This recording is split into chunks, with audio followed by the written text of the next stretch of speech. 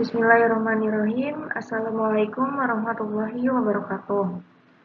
Nama saya Nada Bilqis dengan NIM 20200430101. Di sini saya akan mempresentasikan hasil proposal saya dengan tema ekonomi hijau dan berkelanjutan berjudul Analisis Sosial Ekonomi, Sarana dan Prasarana terhadap Persepsi Masyarakat dalam Pengelolaan Sampah di Kabupaten Indramayu. Latar belakang penelitian ini adalah pertambahan penduduk dan perubahan pola konsumsi masyarakat dapat menyebabkan bertambahnya volume sampah. Salah satu dampak negatif meningkatnya laju pertumbuhan dapat menciptakan sampah semakin meningkat seiring dengan meningkatnya kebiasaan konsumsi masyarakat. Sampah yang ditimbulkan masyarakat harus dapat dikelola dengan baik, karena sumber datangnya sampah adalah dapat membawa pengaruh bagi dampaknya lingkungan tersebut. Pada periode 2006 hingga 2019, Kabupaten Indramayu mendapat penghargaan Adipura. Penghargaan Adipura adalah penghargaan tingkat kabupaten atau kota dengan kategori bahwa kota tersebut merupakan kota dengan lingkungan yang bersih dan sehat. Namun hal tersebut tidak melepaskannya terhadap problema sampah. Terdapat banyak faktor yang dapat mempengaruhi pengelolaan sampah.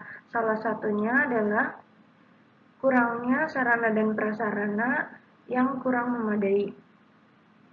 Terdapat juga faktor lain, yaitu salah satu faktor pengelolaan sampah adalah persepsi masyarakat tersebut dalam mengelola sampah. Rumusan masalah penelitian ini yaitu bagaimanakah persepsi masyarakat terhadap pengelolaan sampah di Kabupaten Indramayu. Yang kedua, apa saja faktor-faktor yang mempengaruhi masyarakat dalam pengelolaan sampah. Dan yang ketiga, apakah terdapat hubungan yang signifikan antara persepsi masyarakat terhadap pengelolaan sampah. Terdapat beberapa tujuan masalah dalam penelitian ini, diantaranya untuk mengetahui persepsi masyarakat terhadap pengelolaan sampah. Dan yang kedua, mengidentifikasi faktor-faktor apa saja yang dapat mempengaruhi pengelolaan sampah. Dan selanjutnya, untuk menganalisis hubungan kondisi sosial ekonomi, sarana dan prasarana terhadap persepsi pengelolaan sampah.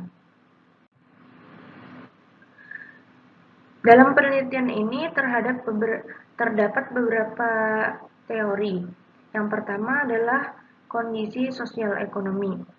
Kondisi sosial ekonomi adalah kedudukan seseorang di posisi tertentu dalam struktur sosial masyarakat.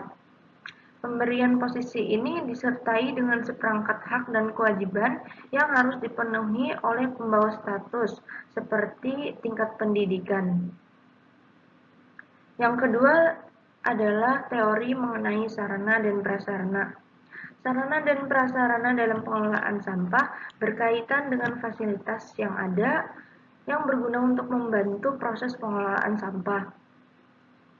Sarana dan prasarana ini dapat mempengaruhi bagaimana masyarakat tersebut terhadap pengelolaan sampah. Yang ketiga, terdapat persepsi masyarakat.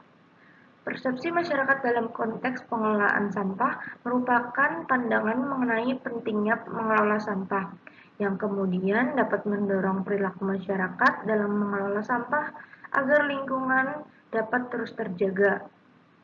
Persepsi masyarakat ini menjadi salah satu tingkat partisipasi masyarakat dalam menentukan keputusan untuk bertindak. Apabila persepsi masyarakat terhadap pengelolaan sampah baik, maka partisipasi masyarakat dalam pengelolaan sampah tersebut akan dapat meningkat dengan baik pula. Begitupun sebaliknya. Yang terakhir, terdapat teori mengenai konsep pengelolaan sampah. Menurut Undang-Undang 18 tahun 2008 mengenai pengelolaan sampah, didefinisikan bahwa sampah adalah Sisa kegiatan aktivitas manusia dalam kehidupan sehari-hari yang berbentuk padat. Pengelolaan sampah ini merupakan kegiatan bertahap untuk mengolah sampah agar dapat diproses menjadi bentuk yang dapat bermanfaat dengan 3R, yaitu reduce, reuse, dan recycle. Dalam pengelolaan sampah ini terdapat 3 tahapan, yakni proses pengumpulan, pengangkatan, dan pembuangan akhir. Selanjutnya terdapat tinjauan literatur mengenai beberapa penelitian terdahulu, di antaranya dengan judul Perilaku Membuang Sampah Makanan dan Pengolahan Sampah Makanan di Berbagai Negara. Yang kedua, pengaruh karakteristik masyarakat dan sarana pembuangan sampah dengan pengolahan sampah di kota dan pedesaan. Dan yang ketiga, faktor-faktor yang mempengaruhi partisipasi masyarakat dalam pengelolaan sampah padat di Denpasar Timur. Berdasarkan penelitian terdahulu yang telah dilakukan, belum ada yang meneliti mengenai sampah dengan judul kondisi sosial ekonomi sarana dan prasarana terhadap pengelolaan sampah di Kabupaten Indramayu. Untuk itu, saya sendiri ingin meneliti lebih dalam mengenai penelitian tersebut.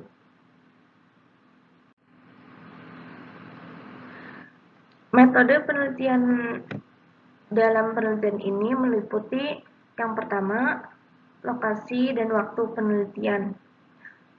Lokasi ini mengambil terdiri dari 5 kecamatan di daerah Kabupaten Indramayu. 5 kecamatan tersebut merupakan daerah-daerah di Kabupaten Indramayu dengan alasan bahwa lokasi tersebut merupakan daerah pusat kota dengan kondisi kepadatan penduduk yang cukup banyak dan cukup ramai, sehingga memungkinkan bahwa populasi yang terdapat di daerah tersebut lebih banyak ketimbang daerah-daerah lainnya. Selanjutnya terdapat desain penelitian. Penelitian ini menggunakan analisis deskriptif kuantitatif, yaitu suatu jenis penelitian yang bertujuan untuk membuat gambaran-gambaran umum mengenai sebuah peristiwa secara objektif dengan menggunakan angka-angka, mulai dari pengumpulan data, penafsiran, dan hasil penelitian. Kemudian terdapat jenis data. Jenis data dalam penelitian ini menggunakan data primer. Variabel penelitian ini meliputi variabel bebas dan variabel terikat. Variabel bebas atau variabel independen di sini berupa persepsi masyarakat dalam pengelolaan sampah. Dan yang variabel selanjutnya, variabel dependen, berupa kondisi sosial ekonomi, sarana dan prasarana, serta tingkat pendidikan. Selanjutnya terdapat instrumen penelitian. Instrumen penelitian merupakan alat yang dipakai untuk mengumpulkan data-data. Skor data dalam penelitian ini berupa skala Likert.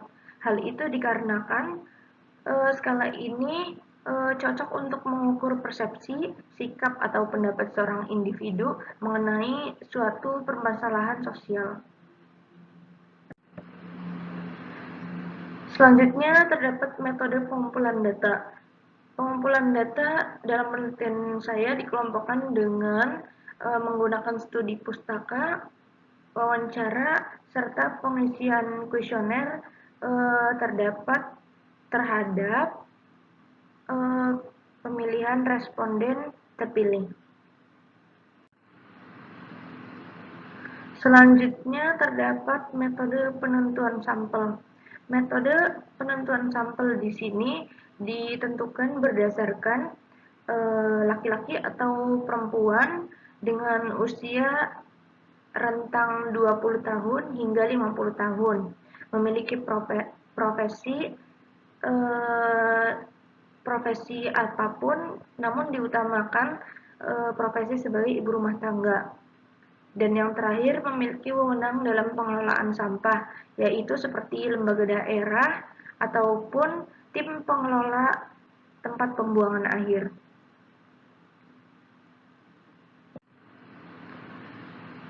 Demikian presentasi mengenai proposal yang dapat saya sampaikan. Kurang dan lebihnya mohon dimaafkan. Terima kasih. Wassalamualaikum warahmatullahi wabarakatuh.